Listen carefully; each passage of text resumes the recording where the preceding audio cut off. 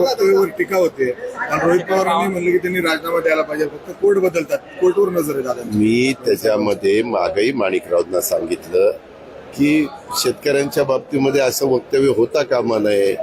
त्याच्यामध्ये आता शेवटी तो आपला बळीराजा आहे, तो लाखाचा पोशिंदा आहे. त्याच्यामध्ये सगळ्याच गोष्टी आता आम्हालाही माहिती आहे, आम्ही पण शेतकरी आहोत. परंतु काही गोष्टी बोलून कशाला दाखवायच्या, मनात ठेवायच्या. त्यांना अजून सवय नाही मनात ठेवायची, त्याच्यामुळे असलं होतं. महागात पडतं दादा हे. फार महाग, आता मला जास्त महागात पडतं.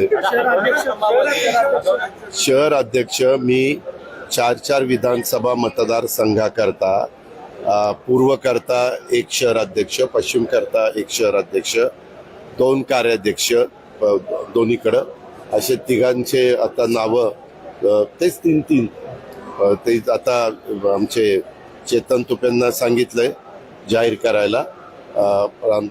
प्रांताध्यक्षांच्याकडनं पत्रही नेमणुकींची आणलेली आहे. आता त्या 6 लोकांच्यावर जबाबदारी देऊन 10 जूनला आमचा वर्धापन दिन आहे. 25 वर्ष पूर्ण होत आहेत आणि 26वा वर्धापन दिन आहे. तर 99चा विचार केला तर 25 वर्ष पूर्ण तर झालेलीच आहे. तर अशा पद्धतीचा तो कार्यक्रम आम्ही बालेवाडीमध्ये घेतोय. तर मी आज माझी अजून एक मीटिंग आहे 2 वाजता, तिकडे मला जायचंय. ती मीटिंग करून मग मी बारामतीला जाईल. मी उद्याच्याला पुन्हा येऊन मलाही त्या सगळ्यांची एक मीटिंग घ्यायची. काल चेतन आणि बाकीच्या सहकाऱ्यांनी घेतलेली होती. आता ह्या पदाधिकारी नेमल्यानंतर सभासद नोंदणी, स्थानिक स्वराज्य संस्था वगैरे ह्या सगळ्या गोष्टी, त्यांच्या खालची आता खालची टीम, अशा सगळ्या गोष्टी आम्ही करू. राज्यामध्ये महिलांवर होणाऱ्या अत्याचाराच्या संख्या घटना वाढत आहेत. आता संभाजीनगरची घटना समोर आली, तिथं अशाच पद्धतीने एका मुलीवर अत्याचार होत होते, तिला चटके दिले जात होते. अशा पद्धतीने आता तक्रार समोर आली, आत्ताची घटना. मला तमाम आमच्या लाडक्या बहिणींना, महिला वर्गाला सांगायचंय की ह्या गोष्टी आपण नियम कायदे बरेचसे महिलांच्या बाजूने केलेले आहेत, पण त्या बाबतीतल्या तक्रारी केल्याशिवाय, आता तुम्हाला सांगतो, कोल्हापूरमध्ये एका महिलेला साखळदंडाने केलं, कुलूप घातलेलं होतं.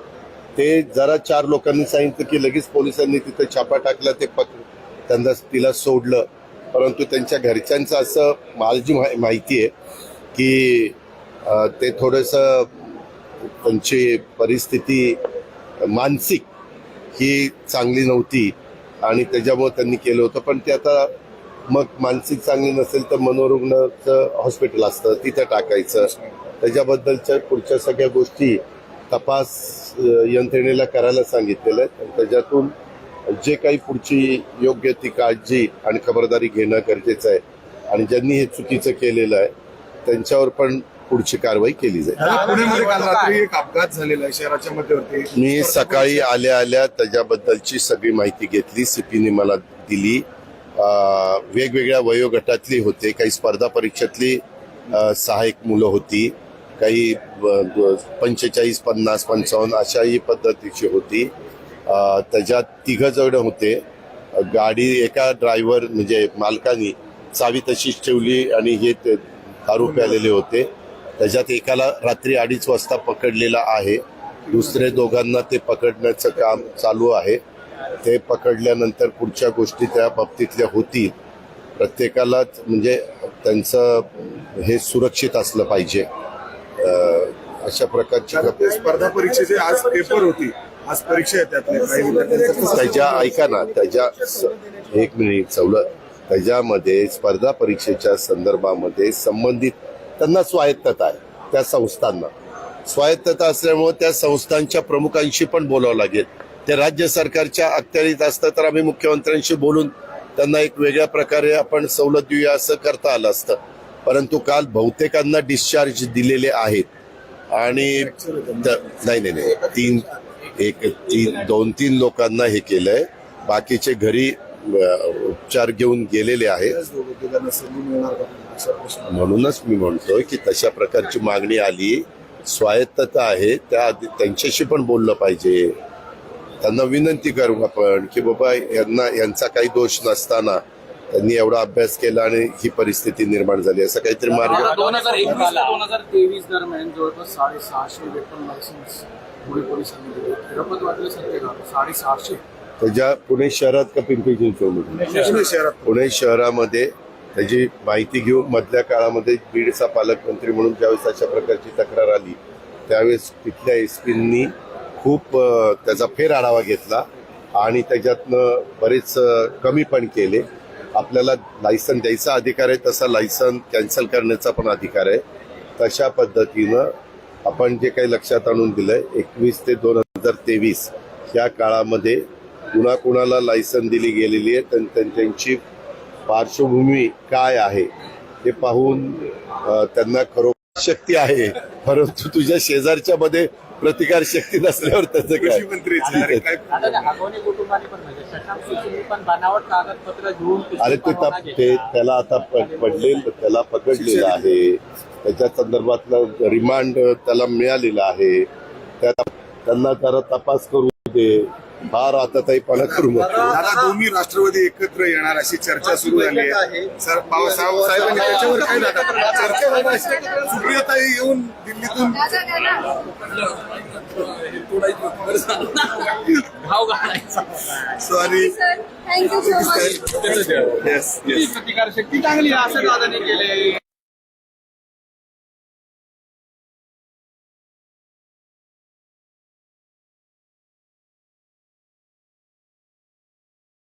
त्याच्यामध्ये एआयचा वापर होत नाही, फोनवर ते सुरू झालेलं आहे. त्याकरता आपण देशातल्या वेगवेगळ्या संस्था कंपन्या यांना सगळ्यांना बोलवलेलं होतं. त्यात प्रत्येकाने आपलं आपलं म्हणणं मांडण्याचा प्रयत्न केला. आपण ज्युरी नेमलेले होते आणि मग त्याच्यातनं 150 वेगवेगळ्या सिलेक्शन इथं झालेलं आहे. त्याच्यात 60% महाराष्ट्रातले आहेत आणि 40% भारतातले, विशेषतः कर्नाटक, तामिळनाडू, काही जम्मू काश्मीरचे पण आहेत. अशा पद्धतीनं वेगवेगळ्या भागातनं वेगवेगळ्या संस्था कंपन्या आणि त्यांनी केलेल्या रिसर्चच्या संदर्भात इथं आज उद्या परवा 3 दिवस चालणार आहे. परवा दिवशी स्वतः राज्याचे मुख्यमंत्री देवेंद्रजी आणि कृषी मंत्री शिवराज सिंग चौहान साहेब स्वतः येणार आहेत. सध्याचं तरी टायमिंग 12:30चं दिलेलं आहे. त्याच्यावर समारोपाचा काही कार्यक्रम तिथे 12:30ला होईल आणि बक्षिसं पण आम्ही 16 ठेवलेली आहेत. परंतु आमच्या एक गोष्ट लक्षात आली, जरी 16 बक्षिसं ठेवलेली असली तरी ज्यांना मिळणार नाही त्यांना तेही तेवढ्याच ताकदीचे आहेत. पण त्यांचा आम्ही अंतर्भाव ॲग्रिकल्चरचं उत्पन्न वाढवण्याच्या दृष्टिकोनातनं किंवा आर्टिफिशियल इंटेलिजन्सचा वापर होण्याच्या करता खूप वेगवेगळ्या प्रकारचं, तुम्ही पण जर चक्कर मारली तर आता कापूस गोळा करणारं यंत्र किंवा मातीचं ताबडतोब तुम्हाला परीक्षण, काय त्याच्यामध्ये प्रमाण आहे, कुठली खतं त्याच्यामध्ये टाकली पाहिजे, अशा खूप काही गोष्टी इथं ठेवण्याचा प्रयत्न केला गेलेला आहे. आज पहिला दिवस आहे, ही सुरुवात आहे आणि कृषी खात्याने खूप चांगलं काम केलं आहे. आमचे कलेक्टर श्रीयुत डुडी यांनी चांगलं काम केलं आहे. सगळ्यांचं सहकार्य लाभलं. मध्ये कृषी मंत्र्यांनी त्यांच्या डिपार्टमेंटच्या काही लोक संपावर गेलेले होते, ते पण आता तोडगा निघालेला आहे, ते पण आज आता कामावर हजर झालेले. अशा सगळ्या गोष्टीचा आणि काळानुरूप आपल्याला नवीन नवीन तंत्रज्ञानाचा विचार करून पुढं जावं लागतं. परंतु ते काय तंत्रज्ञान आहे ते शेवटी लोकांना सांगावं लागतं.